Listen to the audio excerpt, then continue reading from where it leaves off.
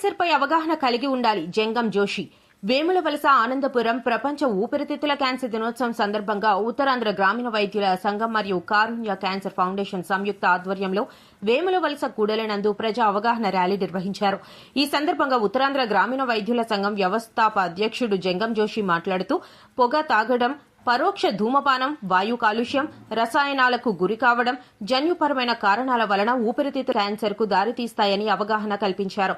కారుణ్య cancer foundation కార్యదర్శి కోన ప్రకాష్ మాట్లాడుతూ ఊపిరితిత్తుల కణాలు అసాధారణంగా నియంత్రణ లేకుండా పెరిగి ట్యూమర్ గా మారే ప్రమాదం ఉంది. ప్రారంభ దశల లక్షణాలు కనిపించకపోవడం వలన ఎక్కువగా ఆఖరి దశలో గుర్తించబడుతుంది.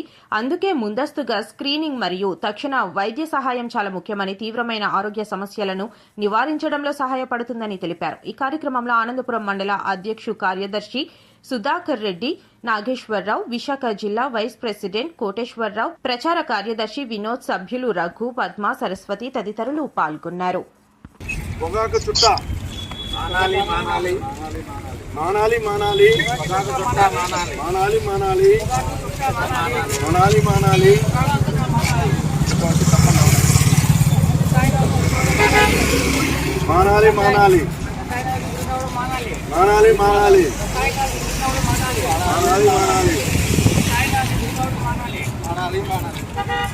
ఇలాగే ఉండండి సార్, ఇలాగే ఉండండి.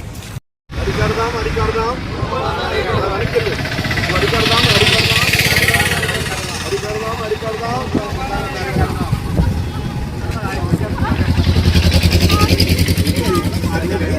నవ్వుతుంది అయిపోతుంది కానీ